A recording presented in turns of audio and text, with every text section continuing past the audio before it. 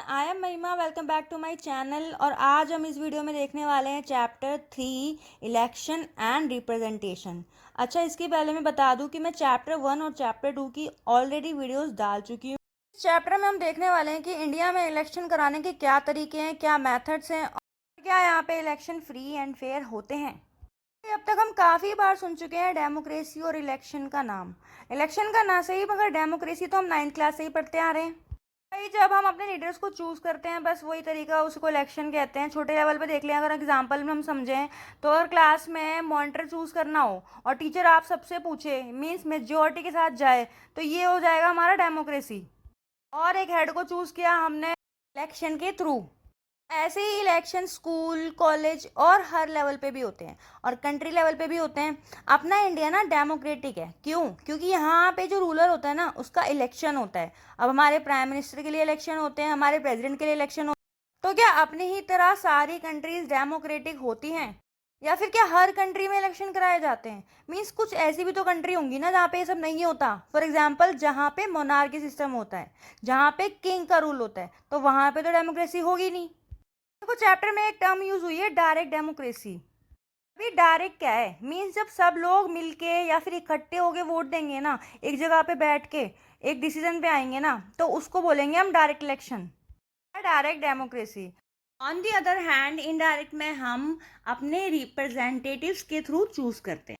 ये जो direct democracy है ना, ये सिर्फ बहुत कम पॉपुलेशन वाली कंट्रीज में ही पॉसिबल हो सकती है। इसीलिए हमारे यहाँ पे क्या है, इनडायरेक्ट डेमोक्रेसी। अब देख लेते हैं, हमारे पास चैप्टर में मेंशन है 2 मेथड्स इलेक्शन कराने के लिए। एक जो हम लोकसभा में यूज करते हैं और दूसरा राज्यसभा में। मैं बता दूं कि लोकसभा और राज्यसभा पार्लियामेंट के 2 हाउसेज होते हैं। अब लोकसभा मीन्स प्राइम मिनिस्टर, जिसको रिप्रेजेंट करते हैं। राज्यसभा जहाँ से हमारे प्रेसिडेंट आते हैं। दोनों के इलेक्शन होते हैं, मगर प्राइम मिनिस्टर का इलेक्शन क्या होता है, डायरेक्ट होता है, क्योंकि हम वोट दे सकते हैं उसमें। मगर प्रेसिडेंट के इलेक्शन में हम खुद जाके वोट तो देते नहीं है, वो होते हैं इनडायरेक्ट। हमारे चूज किए हुए रिप्रेजेंटेटिव, एमएलए, एमपीज, उनको वोट देते हैं। चैप्टर में मेंशन है 2 बहुत ही important methods, proportional representation and FPTP. इस चैप्टर में अगर कुछ इंपॉर्टेंट है तो वो यही टॉपिक है। ये एफपीटीपी क्या है? Means first pass the post. Means जो पहले पोस्ट को पास करेगा ना, बस वो जीतेगा। मैं मेंशन है एग्जांपल 1984 के इलेक्शंस का, जिसमें कांग्रेस ने 80% सीट जीती थी। ये एक्चुअल में 80% नहीं था, ये 48 था। यहाँ पे इसका मतलब ये नहीं है कि 100 में से 80 लोगों ने कांग्रेस को वोट दिया। जितने भी वोट पड़े, उनके परसेंटेज में जो मेजोरिटी थी, सबसे ज्यादा जिसको मिली, बस वो जीत गया। ऑन दी अदर हैंड, हमारा प्रोपोर्शनल रिप्रेजेंटेशन हमारे पार्लियामेंट के दूसरे यानी सेकंड हाउस, राज्यसभा में यूज किया जाता है। वहां पे हम तो पार्टिसिपेट करते हैं, ये भी मैंने बताया थोड़ी देर पहले। यहाँ पे इनडायरेक्ट इलेक्शंस होते हैं और इनके जो वोट्स होते हैं वो कौन देते हैं? हमारे representatives, MPs, MLA state level वाले, और एमपीज हमारे सेंट्रल लेवल वाले। अब ये जो सिस्टम है ना, प्रोपोर्शनल रिप्रेजेंटेशन वाला, ये है इसराइल और नीदरलैंड में कामयाब। क्यों? क्योंकि ये कंट्रीज छोटी हैं। हम भी इसको यूज करते हैं कहाँ पे? अपने प्रेसिडेंट के इलेक्शन में। इसका एक फॉर्मूला होता है, वो देख लेते हैं।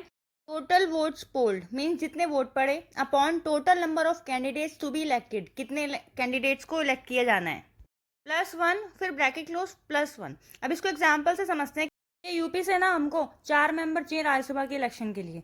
इनको वोट देने वाले हैं 200 एमएलएस। तो भाई क्या फॉर्मूला बनेगा? फॉर्मूले के अकॉर्डिंग 200 आएगा ऊपर, और 4 है मेंबर +1 तो 5। तो क्या आएगा यहाँ पे? 40 + 1 = 41। हमारे रिप्रेजेंटेटिव्स है ना, वो एक लिस्ट तैयार करते हैं जिसमें कि पार्टी का नाम या फिर कैंडिडेट का नाम होता है। वो उसको अपनी चॉइस या अपने प्रेफरेंस के अकॉर्डिंग लगाते हैं। जैसे मान लो मैंने पोल कराया और मैंने तुमसे पूछा तुम्हारी प्रेफरेंस कि तुम्हें कौन सा सब्जेक्ट ज़्यादा पसंद है, और मैंने ऑप्शन में डाल दिया पॉलिटिकल साइंस, ज्योग्राफी, हिस्ट्री। जिसको जो पसंद है उसने उस हिसाब से पोल किया और फिर रिजल्ट पता चल जाएगा। बिल्कुल वैसे ही जो हमारे एमएलएज और एमपीज होते हैं, वो भी अपनी चॉइस को, प्रेफरेंस को ऐसे ही लगाते हैं, और जो भी 41 को स्कोर कर लेता है, मीन्स वो जीत जाता है। Let's see in the notes. हमारा फर्स्ट पॉइंट है एफपीटीपी के अंदर कि voters vote for a candidate. जो भी वोटर्स होते हैं ना, वो कैंडिडेट को वोट करते हैं। अदर हैंड, पीआर के अंदर जो वोटर्स होते हैं वो पार्टी को वोट करते हैं। सेकंड पॉइंट है एवरी कॉन्स्टिट्यूंसी इलेक्ट 1 रिप्रेजेंटेटिव।